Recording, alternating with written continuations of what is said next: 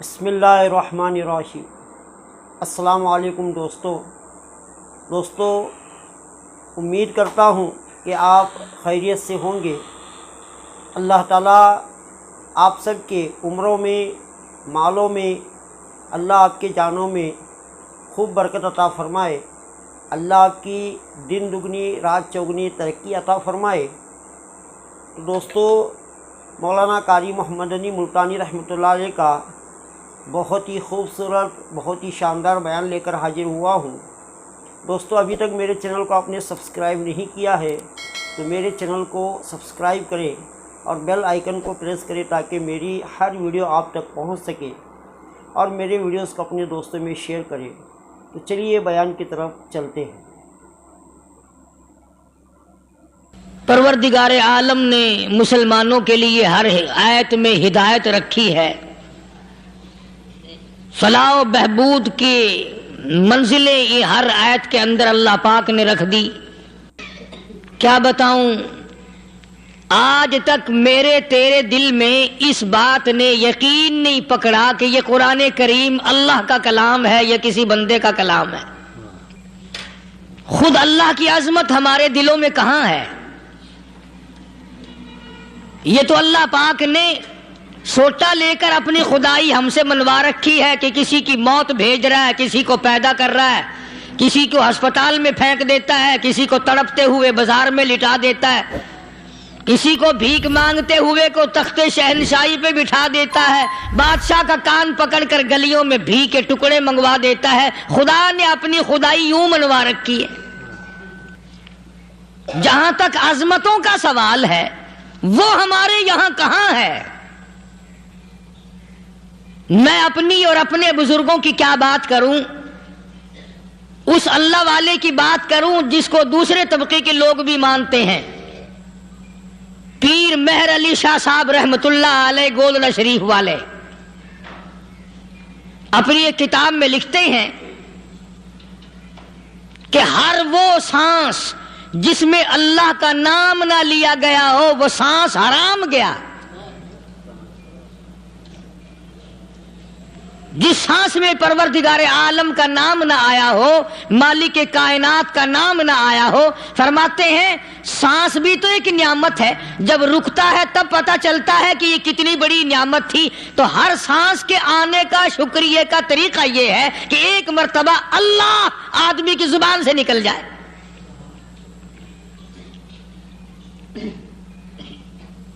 ابھی تو میری تیری نظروں میں اولاد نعمت ہے، کوٹھی نعمت ہے، بنگلہ نعمت ہے، کار نعمت ہے، پیسے نعمت ہیں، لیکن اصل نعمت جو سانس آ رہی ہے اس کو جانتے ہی نہیں۔ اس کی سمجھ اس دن لگتی ہے جس دن یہ سانس رکتا ہے، پھر بنتا کچھ نہیں۔ تو قرآن کریم کی ہر صورت میں، ہر آیت میں، ہر پارے میں اللہ تبارک و تعالی جل شانہ نے اپنی ذات و صفات لوگوں کو سمجھائی۔ اور کمال ہے کہ مخلوق خالق کو نہیں پہچانتی۔ کس طریقے سے سمجھایا جائے؟ اب آپ بالکل ذرا ابتدا کی طرف آئیں۔ ہر چیز کا مٹیریل آپ کو معلوم ہے۔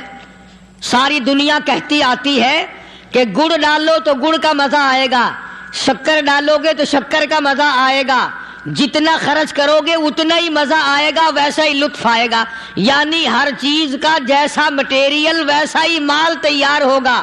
کبھی انسان نے بھی غور کیا اپنے مٹیریل کی طرف کہ میں بنا کس چیز سے ہوں؟ کبھی آدمی نے بھی سوچا کہ میرا مٹیریل کیا ہے؟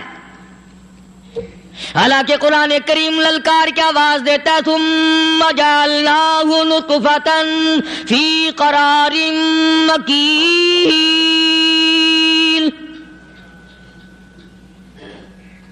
ثم جعلناہ نطفۃ من ماء مہین، میں نے تجھے ذلیل پانی سے بنایا، گندے پانی سے بنایا۔ هل أتى على الإنسان حين من الدهر لم یکن شیئا مذکورا، میں نے تجھے ایسی چیز سے بنایا جس چیز کا نام لینا بھی تیرے ماں باپ پسند نہیں کرتے تھے. لم یکن شیئا مذکورا. اپنی حقیقت کو سوچ، اپنی اصلیت کو سوچ. اور پھر میں نے تجھے بغیر اسباب کے پیدا کیا. ذرا توجہ تو کرو. فرمایا تیری ماں ساگ کھایا کرتی تھی اور میں اندر اندر آنکھیں بنا رہا تھا. اسباب تو دیکھ، مٹیریل تو دیکھ. ماں ساگ کھاتی ہے، اندر آنکھیں بن رہی ہیں جو سارے جہان کو دیکھ لیں. اماں گاجریں کھاتی ہے، اندر دل بن رہا ہے. اماں روٹیاں کھاتی ہے، اندر دماغ تیار ہو رہا ہے. اماں دال کھاتی ہے، اندر زبان تیار ہو رہی ہے. کس نے بنائے؟ فرمایا آؤ، کبھی تم نے آسمان دیکھ کر تمہاری سمجھ میں نہیں آتا، ستاروں سے میں سمجھ میں نہیں آتا، چاند کو دیکھ کر میری خدائی سمجھ میں نہیں آتی، سورج کو دیکھ کر میری خدائی سمجھ میں نہیں آتی. اور چل تو اپنے اصلیت کی طرف تو دیکھ کر مجھے مان جا. دوستو ابھی تک میرے چینل کو آپ نے اپنے مٹیریل تو دیکھ. سبسکرائب کرتے ہوئے جائے. فرمایا تیری اماں ہزاروں چیزیں، سبزیاں، ترکاریاں، دال، گوشت کھاتی ہے، اندر ہڈیاں بن رہی ہیں. ادھر چائے کا پانی پیتی جاتی ہے تیری اماں، میں اندر اندر کتنا بہترین چہرہ بناتا جا رہا ہوں. فرمایا یخلقکم فی بطون امہاتکم خلقا من بعد خلق فی ظلمات ثلاث. اور میرے بندے، میں نے تجھے 3 اندھیروں میں پالا. ماں کے پیٹ کا اندھیرا، جھلی کا اندھیرا، رحم کا اندھیرا. ماں کو پتہ نہیں، ماں سوئی ہوئی ہے، میں بنا رہا ہوں. تیری اماں کام کاج میں لگی ہوئی ہے، میں تجھے بنانے میں لگا ہوا ہوں. یہ پیارے پیارے لب کس نے بنائے؟ یہ پیاری پیاری آنکھیں کس نے بنائی؟ یہ کان کس نے بنائے؟ ان کانوں کے اندر جھلی اور پردے کس نے لگائے؟ یہ زبان کس نے دی؟ یہ دل و دماغ کس نے دیا؟ فرمایا میرے بندے کبھی تو غور کیا کر. ذالکم اللہ ربکم لہ الملک. تیری رگ رگ بنانے والا میں. اور میرے بندے مجھے اپنی کبریائی کی قسم، جتنے یہ تیرے سر پہ بال ہیں ایک بھی کسی اور کا بنایا ہوا نہیں. شکل تو کجا، لب تو کہاں، آنکھیں تو کون بنائے گا، ہاتھ تو کون بنا سکتا ہے، پیر تو کون بنا سکتا ہے، دل و دماغ تو کون بنا سکتا ہے. دماغ کے اندر سونگھنے کی طاقت کس نے رکھی؟ زبان کے اندر بولنے کی طاقت کس نے رکھی؟ چکھنے کی طاقت کس نے رکھی؟ ہاتھ کے اندر پکڑنے کی طاقت کس نے رکھی؟ پیر کے اندر چلنے کی طاقت کس نے رکھی؟ کانوں کے اندر سننے کی طاقت کس نے رکھی؟ فرمایا ذالکم اللہ ربکم. اور میرے بندے جب یہ سب کچھ کرنے والا میں اور میری یہ بات بھی مان جا، تیرا رب میں ہوں. کوئی نہیں میرے سوا تیری بگڑی بنانے والا، تیری مشکل کشائی کرنے والا کوئی نہیں، تیری حاجت روائی کرنے والا کوئی نہیں، تیری بگڑی بنانے والا کوئی نہیں. فرمایا تیری تو کیا مجال ہے. بڑے بڑے جب پھنسے سب نے میری ذات کو پکارا. فلما نجاہم الی البر اذا ہم یشرکون. جب آرام پہنچتا ہے، جب میں دولت دے دوں، اولاد دے دوں، مال دے دوں، مقدمے سے بری کر دوں، تندرستی عطا کر دوں، اللہ پاک فرماتے ہیں جب تو یوں کہتا ہوا عدالت سے نکلتا ہے نا، فلانے بزرگ نے مینو بری کرا دیتا، فرمایا میرا غضب جوش میں آتا ہے، تیرے پیر پکڑ کر پٹک پٹک کے تجھے زمین میں ماروں. کیا میں نے نام غیروں کا؟ تو خود گوارا نہیں کر سکتا، جو تیری ہو وہ کسی سے آنکھ لڑائے، اور میں کیسے گوارا کروں بندہ میرا سر دوسرے کے آگے جھکائے؟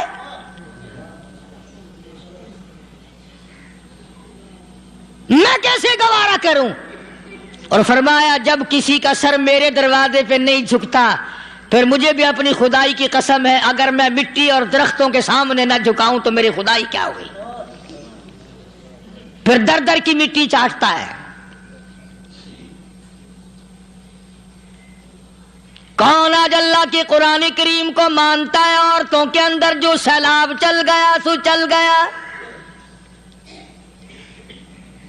جو بات چل نکلی سو چل نکلی۔ فرمایا یا ایھا الناس،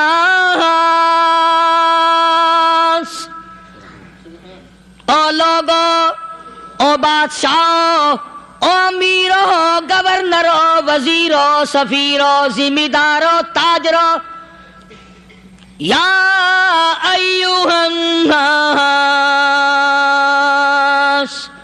او مولویو، او پیرو، او فقیرو، دروی درویشو، کلندرو، یا ایھا الناس،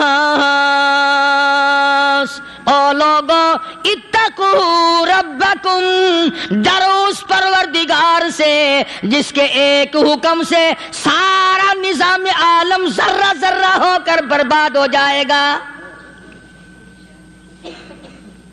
ڈرو اس مالک سے جو ایک منٹ میں بے اولادہ بنا سکتا ہے، ایک منٹ میں کوٹھی کو برباد کر سکتا ہے، ایک منٹ میں تمام نعمتوں کو چھین کر فقیر بنا سکتا ہے۔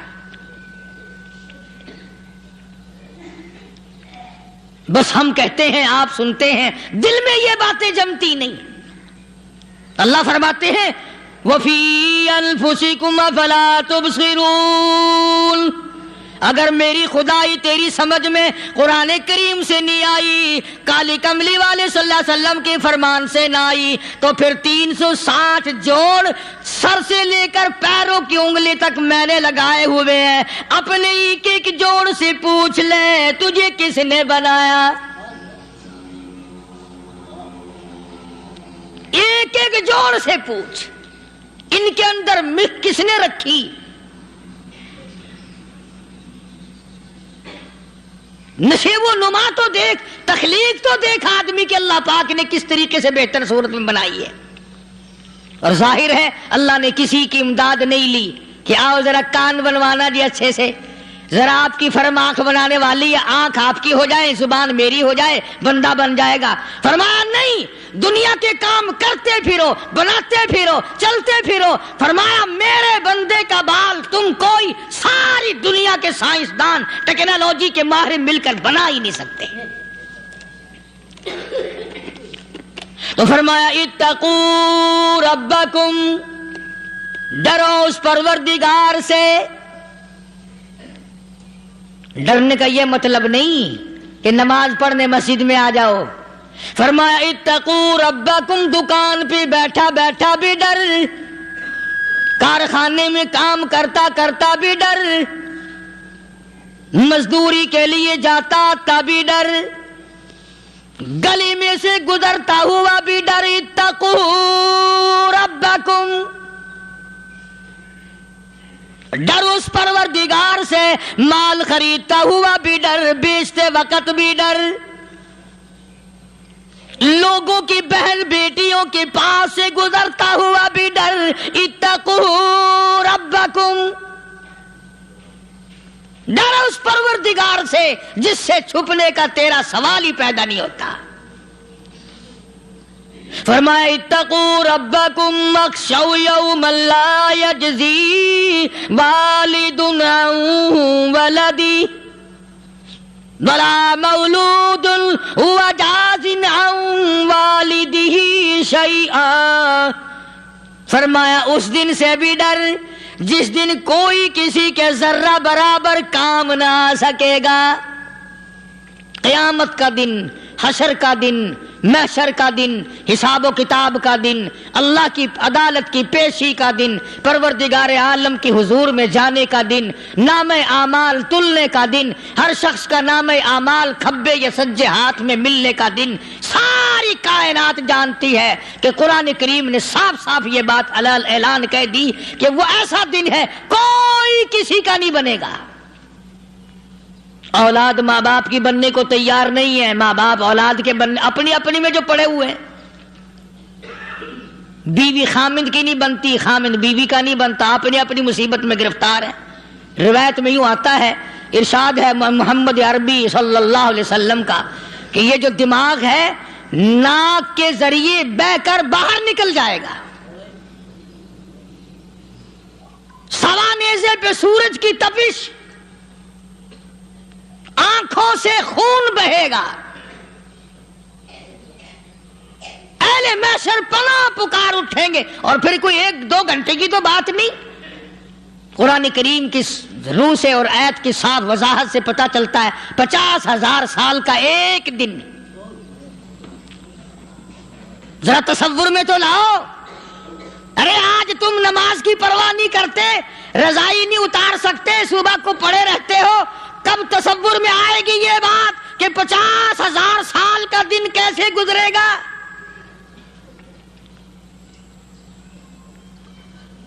اب تو صبح کو عورت نہیں اٹھتی، مرد نہیں اٹھتا، شام کو یوں ہی کھا پی کر گدھے کی طرح بغیر نماز پڑھے سو جاتے ہیں، پرواہ ہی نہیں۔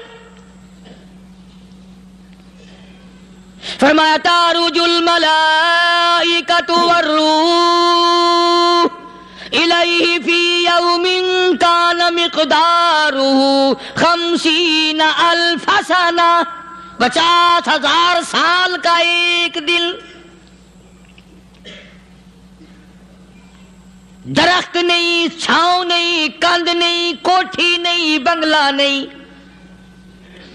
سمندر ختم، دریا ختم، نہر ندی نالے ختم، چشمے ختم، نلکے کنویں ختم، پانی کا نام و نشان نہیں۔ نظام عالم کو پہلے برباد کیا جائے گا، پھر یکدم سارا وجود میں لا لیا جائے گا۔ اذا السماء انشقت، یہ آسمان کڑاک کڑاک کر کے پھٹ پڑے گا۔ وَإِذَا النُّجُومُ انْكَدَرَتْ، ستارے زمین پہ دھڑام دھڑام کر کے گریں گے۔ وَإِذَا الْأَرْضُ مُدَّتْ، زمین بوریے کی طرح سے لپیٹ دی جائے گی۔ وَإِذَا الْجِبَالُ سُيِّرَتْ، یہ بڑے بڑے پہاڑ ہوا میں کپاس کی طرح اڑتے پھریں گے۔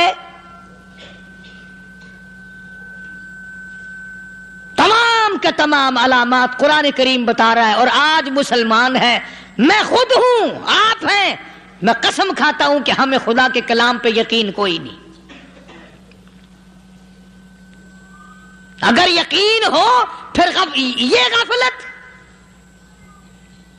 صحابی مدنی کریم صلی اللہ تعالی علیہ وسلم کا ساری رات کروٹیں بدلتا ہے، صبح ہوئی بیٹی نے پوچھ لیا، ابا جان میں ساری رات دیکھتی رہی، آپ کو نیند نہیں آئی، کیا کوئی تکلیف ہے؟ دیکھنے والی بیٹی کے بھی قربان جاؤں، بے چین ہونے والے ابا کے بھی قربان جاؤں، آخر بیٹی بھی جاگ رہی ہوگی تبھی تو دیکھا ہوگا۔ کہنے لگے ابا میں نے ساری رات کروٹیں بدلتے دیکھا، کیا بات ہے، آج نیند کیوں نہیں آئی؟ فرمایا لختے جگر او نور نظر، او میری بیٹی کل قرآن کریم کی ایک آیت سن کے آیا ہوں، ثم لم یتوبوا فلہم عذاب جہنم ولہم عذاب الحریق۔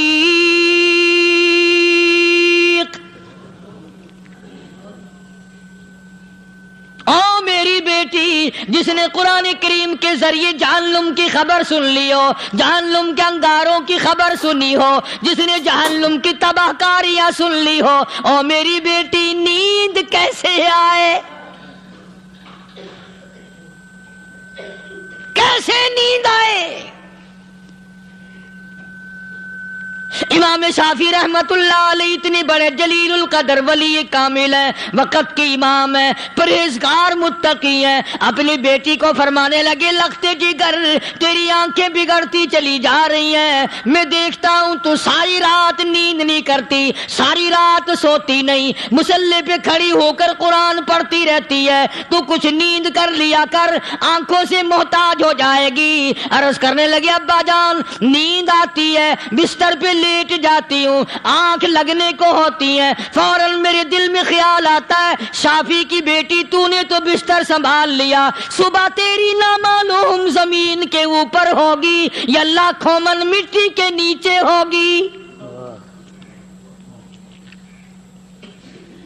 پھر میری نیند اکھڑ جاتی ہے، پھر کھڑی ہو کر خدا کا قرآن پڑھتی ہوں۔ وہ ساری رات قرآن پڑھا کرتے تھے، اور بدقسمت قوم تمہیں صبح اٹھ کر قرآن کا سپارہ پڑھنے کی توفیق نہیں ہے۔ مسلمان پر قرآن کا دیدار نصیب نہیں، قرآن کی زیارت نصیب نہیں، گدھے کی طرح کھاتے سو گئے اور گدھے کی طرح صبح اٹھ کر کھانا پینا شروع کر دیا۔ تو رب کے کلام کا اتنا باغی کہ تو دیکھنا پسند نہیں کرتا۔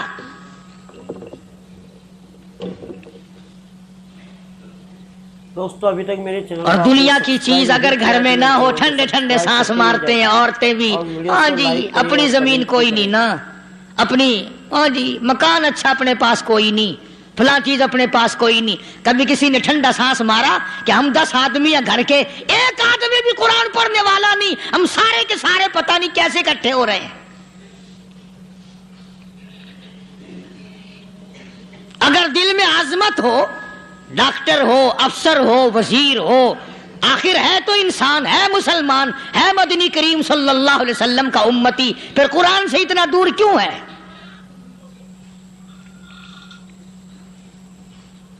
تو اللہ پاک جل شانہ نے فرمایا میرے بندے ہر حال میں ڈر، ہاں تیری ساری چلاکیوں کو میں جانتا ہوں، تیری ساری ہوشیاریوں کو میں اچھی طرح جانتا ہوں۔ فرمایا وہ دن دور نہیں، آیا وقت قیامت کا، آیا، کوئی کسی کے کام نہیں آئے گا۔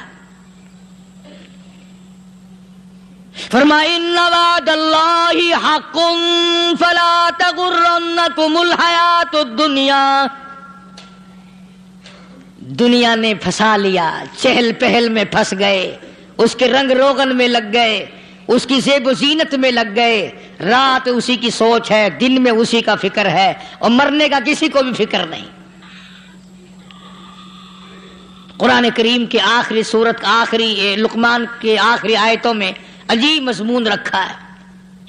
فرمایا ان اللہ عندہ علم الساعۃ وینزل الغیث۔ قیامت کا ٹھیک وقت اللہ کے سوا کوئی نہیں جانتا۔ کسے معلوم ہے ابھی اگلے منٹ میں کیا ہو جائے گا، سیکنڈ میں کیا ہو جائے گا؟ اچھا ایک بات میرے ذہن میں آئی، یہ بڑے بڑے لوگ آپ کو ملیں گے دیہاتوں میں بھی، بازاروں میں بھی، شہروں میں بھی، فلانا بزرگ غیب کی باتیں بتایا کرتا تھا، فلانا ولی یوں بتایا کرتا تھا۔ کبھی یہ بھی تو پوچھنا کہ اس ولی نے کبھی یہ بھی بتایا کہ میں مروں گا کب، کس دن مروں گا؟ جب اپنی موت کا پتہ نہیں تو اور کسی چیز کا کیا پتہ ہے؟ صرف اٹکل پچو تیر لگانے والی بات ہے۔ ابھی چند مہینے ہوئے یہاں میرے پاس چند نوجوان آئے ملتان شہر سے، اور کہنے لگے کہ 25,000 کی چوری ہو گئی ہے، بتا کدھر کون لے گیا، کدھر لے گیا؟ میرے پاس آئے یہاں، میں نے کہا بتا دوں گا پر آدھے لوں گا۔ کہنے لگا نہیں دیکھنا جی اتنا تو نہ کرو۔ اور میں نے کہا وہ سارے ہی چلے گئے یار، یقین کرو میں یہاں چارپائی میں بیٹھا ہوں دروازے کے باہر، عصر کے بعد پوری پارٹی آئی اسی شہر کی کہ 25,000 روپیہ گم ہو گیا ہے، بتا کدھر گیا ہے؟ سب لوگ کہتے ہیں قاری حنیف بتاتا ہے، سنو قاری حنیف بتاتا ہے، ٹیلا کرا دوں گا میں۔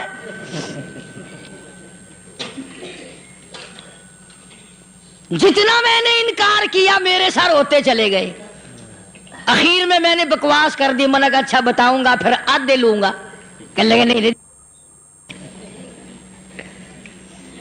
تماشا دیکھا، یعنی اندازہ لگاؤ کہ ہم شہر سے سن کر آئے ہیں کہ قاری حنیف چوریاں بتاتا ہے۔ اللہ غنی، کس کو معلوم ہے کہ ابھی کیا ہو جائے گا؟ اللہ پاک نے کسی کو نہیں بتایا۔ فرمایا ان اللہ عندہ علم الساعۃ وینزل الغیث،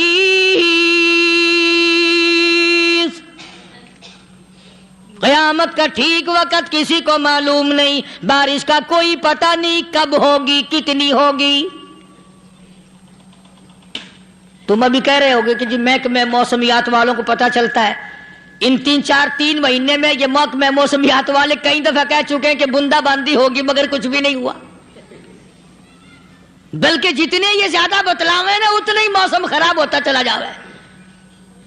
پچھلے سال انہوں نے روئی کی گانٹھوں کی گنتی بتائی کہ اتنی کپاس پیدا ہوگی ملک میں، اتنی روئی کی گانٹھ بنے گی، اتنی باہر بھیجیں گے اور اتنی اپنے گھر رکھیں گے۔ ذرا پوچھو تو صحیح ذمہ داروں سے سر کھجاتے پھرے کہ کھاد کے پیسے بھی واپس نہیں ہوئے۔ بھلا کسی کو کیا پتا کہ ابھی کیا تھا اور ابھی کیا ہو جائے گا، کل کیا ہوگا، پرسوں کیا، ایک اللہ کی ذات جانتی ہے۔ فرمایا وَيُنَزِّلُ الْغَيْثَ، کوئی نہیں جانتا بارش کب ہوگی، کتنی ہوگی، کہاں تک ہوگی، کس قدر ہوگی، کس طرح میں ہوگی، کہاں نہیں ہوگی۔ وَيَعْلَمُ مَا فِي الْأَرْحَامِ، کوئی نہیں جانتا عورت کے پیٹ میں کیا ہے، لڑکا ہے کہ لڑکی۔ باپ کو پتہ نہیں، ماں کو پتہ نہیں، دادی کو پتہ نہیں، نانی کو پتہ نہیں۔ یوں کہ کسی کو پتہ ہو یا نہ ہو، حضرت صاحب کو پتہ لگ جاتا ہے۔ حضرت صاحب کو کیوں؟ حضرت صاحب ٹھڈ دے اندر وڑدا ہوندا ہے۔ تماشا دیکھ، کوئی کسی کو پتہ نہیں چلتا، اور خدا نے اپنی خدائی کسی کو تقسیم کر کے دینی نہیں۔ لم یلد ولم یولد، نہ میرے ماں باپ، نہ میں کسی کا باپ، نہ میری اولاد، نہ میں کسی کی اولاد۔ اللہ الصمد، بے نیاز، بے مثل، بے مثال ہوں، ہمیشہ سے ہوں اور ہمیشہ رہوں گا۔ سب میرے محتاج ہو، میرے دروازے کے گداگر ہو، میرے دروازے کے فقیر ہو، میرے دروازے کے دستے نگر ہو، آؤ مانگو کھاؤ، موت آئے مر جاؤ۔ اگر اکڑو گے، فرمایا پھر میں نے بڑی بڑی سزائیں دی ہیں لوگوں کو۔ ہاں میں تو توبہ بھی منہ سے نہیں نکلنے دیتا، کلمہ تو کلمہ ہائے نہیں کرنے دیتا میں۔ جب میں موت کا پیغام دوں یکدم دل کی حرکت بند ہو جاتی ہے، ہائے بھی نہیں، اوئی بھی نہیں، اف بھی نہیں، کچھ بھی نہیں۔ فرمایا وَيَعْلَمُ مَا فِي الْأَرْحَامِ، کسی کو پتہ نہیں عورت کے پیٹ میں کیا چیز ہے۔ دیکھو نا، جس نے 9 مہینے بچہ پیٹ میں رکھا، جب بچہ پیدا ہوتا ہے نا، خود ماں بھی کان لگاتی ہے، بتائیں گی لڑکا ہے کہ لڑکی ہے۔ بےتابی سے انتظار کرتی ہے، بڑی بے قراری سے انتظار کرتی ہے عورت کہ یہ دائی بول لے، کوئی اور پاس والی بول لے، کوئی اور چھوٹی بڑی گھر کی عورت بول کے بتائے کہ لڑکا ہے کہ لڑکی ہے۔ اور جس نے 9 مہینے پیٹ میں رکھا، جب اس کو پتا نہیں تو پرلی طرف بیٹھے ہوئے حضرت صاحب کو پتا کیسے چل گیا۔ وَيَعْلَمُ مَا فِي الْأَرْحَامِ، زیادہ سے زیادہ تمہیں یہ کہیں گے جی فلاں بزرگ نے دعا کی تھی، اللہ میاں لڑکا دے گا، لڑکا ہو گیا، ٹھیک ہے، دعا تو بھی مانگ، بزرگ بھی مانگے، پیر بھی مانگے، فقیر بھی مانگے، عالم بھی مانگے، ماں بھی مانگے، باپ بھی مانگے، خاندان سارے مانگو۔ بات یہ ہے مانگو تو سارے، پر یوں کہو دینے والا وہ ایک ہے بس، یہ ہے اصل بات۔ اور مانگنے کی تو کوئی کسی کی وہ نہیں۔ امام الانبیاء محبوب کبریا حضرت محمد مصطفیٰ صلی اللہ تعالی علیہ وسلم سیدہ عائشہ صدیقہ رضی اللہ تعالیٰ عنہ فرماتی ہیں، میں سوئی ہوئی تھی، اچانک میری آنکھ کھلی، میں نے کالی کملی والے کو سجدے میں دیکھا، رو رہے ہیں، دعائیں مانگ رہے ہیں، رو رہے ہیں۔ حضرت عائشہ فرماتی ہیں اللہ اکبر، فرماتی ہیں اتنے روئے سرکار مدینہ صلی اللہ علیہ وسلم، سانس رک گیا، سانس گھٹ گیا آپ کا۔ حضرت عائشہ فرماتی ہیں میں اپنا جگر پکڑ کے بیٹھ گئی، کہیں آج بیوہ تو نہیں ہو جاؤں گی۔ نبی نے اتنا مانگا، اتنا مانگا، اتنا مانگا، اس کائنات میں مانگنے والا کوئی آیا ہی نہیں۔ ہر آن مانگا، ہر لمحہ مانگا، ہر گھڑی مانگا، اور اتنا مانگا۔ میری بات لکھ کے لے جاؤ انشاءاللہ، کچی پکی بات نہیں۔ سیدہ عائشہ صدیقہ رضی اللہ تعالیٰ عنہ گواہ ہے، سیدہ فاطمہ الزہرا رضی اللہ تعالیٰ عنہ گواہ ہے، نبی کی گھر والی گواہ، نبی کی لخت جگر نوری نظر فاطمہ الزہرا گواہ، فرماتی ہیں حضور کریم صلی اللہ علیہ وسلم کا جب آخری وقت آیا، آواز بالکل ختم ہو گئی، آواز بالکل پست ہو گئی، پھر بھی لب حرکت کرتے تھے، لب حرکت کرتے تھے، دونوں کی دونوں فرماتی ہیں ہم نے کان لگایا، آواز تھی ربی حبلی امتی، ربی حبلی امتی، اور میرے مولا میری امت کو معاف کر دے۔ اور خدا کی قسم کالی کملی والے نے آخری سانس تک مانگا ہی مانگا۔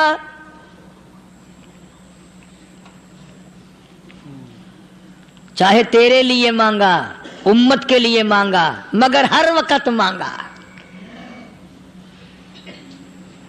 اور یوں فرمایا کہ میدان حشر میں جب لوگ چاروں طرف سے پریشان ہو کر، عاجز ہو کر، تنگ ہو کر، دھکے کھا کر، ذلیل ہو کر، انبیاء علیہ الصلوۃ والسلام کے مشورے سے جب حضور کریم صلی اللہ علیہ وسلم کے دربار میں آئیں گے، مشکاۃ شریف میں حدیث موجود ہے، ارشاد حضور کریم صلی اللہ علیہ وسلم کا، فرمایا لوگ مجھے سفارش کے لیے کہیں گے اللہ اکبر، اللہ اکبر کبیرہ، تو یوں فرمایا یہ نہیں فرمایا کہ میں اللہ میاں کو ٹیلی فون کروں گا کہ دیکھنا ذرا خیال کرو امت آ رہی ہے میری، یا امت کو یہ کہے کہ رکا لے جاؤ، بلکہ یوں فرمایا جیسے امت آ کر کے مجھے پریشان کرے گی میں سجدہ کروں گا،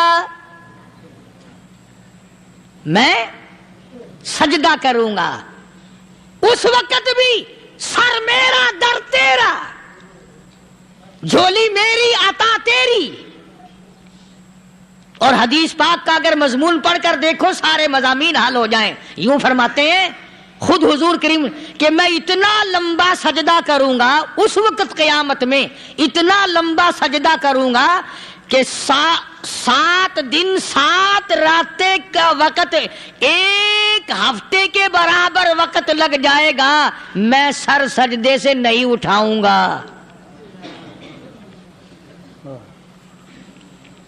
اتنا لمبا سجدہ کروں گا کہ ایک ہفتے کے مقدار وقت لگ جائے گا۔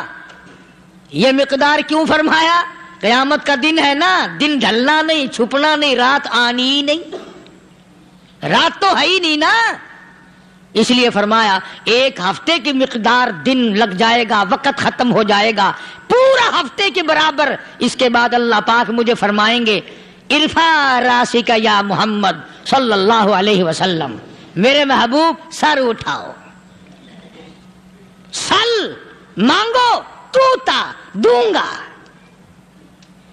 مانگو دیا جائے گا، سوف یعطیک ربک فترضی، تیرا رب تجھے راضی کر دے گا۔ صحابہ اکرام رضوان اللہ تعالی علیہ مجمعین نے عرض کر دیا یا رسول اللہ صلی اللہ علیہ وسلم آپ کس وقت راضی ہوں گے؟ کتنے لوگ جنت میں چلے جائیں گے، دوزخ میں چلے جائیں گے، آپ کس وقت راضی ہوں گے؟ خدا کی قسم اس محسن کائنات کا کیا کہنا کالی کملی والے نے جو ہم پر مہربانی فرمائی۔ یوں فرمایا جب تک ایک ایک امتی کلمہ پڑھنے والے کا ہاتھ پکڑ کر جنت میں نہ لے جاؤں میں محمد الرسول اللہ کو چین نہیں آئے گی،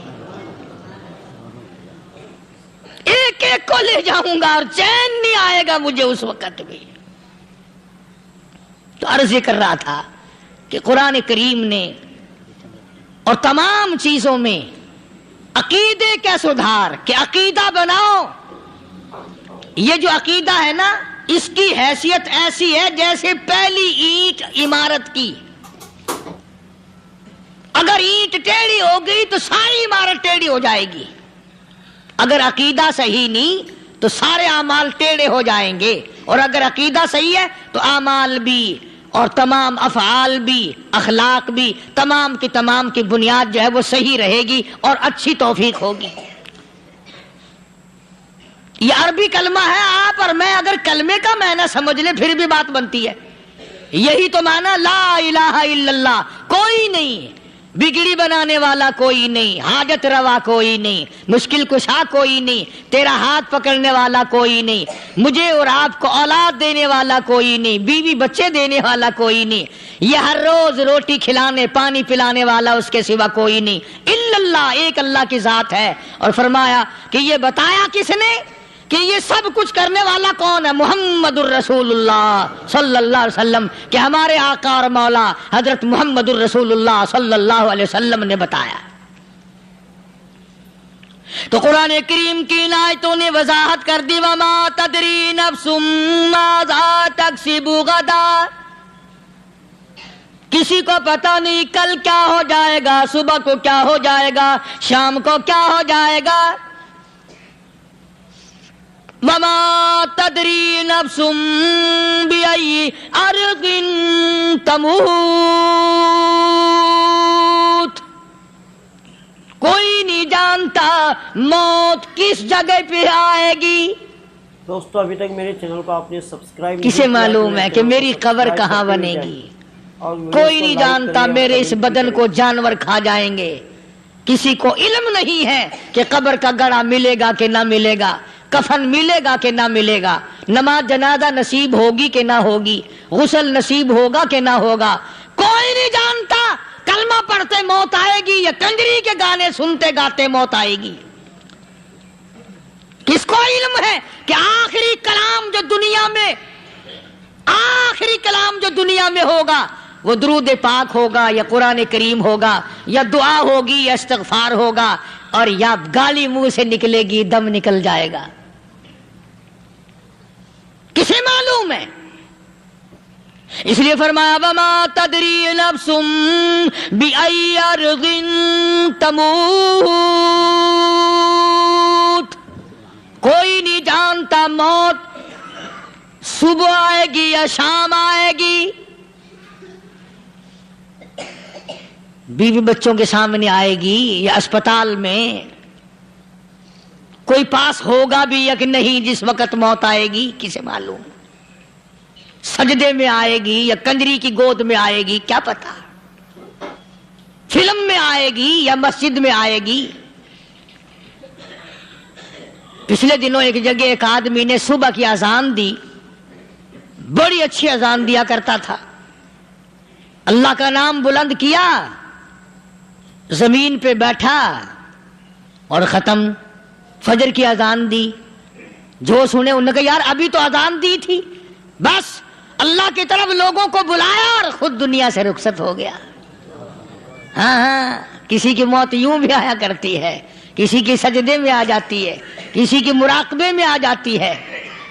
اللہ اکبر. کسی کی نماز میں آئے، اللہ کی طرف دھیان لگے ایسا لگے کہ لگی جائے وہ چلا ہی جائے. ہمارے استاد محترم مولانا عبد الخالق صاحب رحمۃ اللہ علیہ یا کبیر والے میں تھے، بہت بڑے عالم، جید عالم، سمندر تھے علم کے. بس صبح کی نماز کے بعد مراقبے میں بیٹھے اللہ اللہ کر رہے ہیں، بس جیسے اتحیات میں بیٹھتے ہیں نا اسی طریقے سے بیٹھے تھے. دن چڑھ گیا، بھتیجے نے آ کر کے کہا حضرت ناشتہ تیار ہے، جواب کوئی نہیں. پھر کچھ دیر کے بعد آیا کہ حضرت ناشتہ تیار ہے، جواب کوئی نہیں. اور دن چڑھ گیا، ہاتھ لگا کے دیکھا کہ حضرت تو پہنچ گئے اللہ کے یہاں. کس حالت میں؟ ایسی اللہ اللہ اللہ سے لو لگائی کہ اللہ ہی کے یہاں چلے گئے. اور ان اللہ والوں کے پاس اس نیت سے لگا کرو میری آخرت بن جائے، میری قبر بن جائے، میرا آخری کلام جو دنیا میں ہو وہ کلمہ ہو، استغفار ہو، درود پاک ہو، قرآن کریم ہو، پھر تو مزہ ہے. اور اگر ہائے ہائے ہائے ہائے کرتے مر گئے تو کیا ہوا؟ فرمایا ان اللہ علیم الخبیر.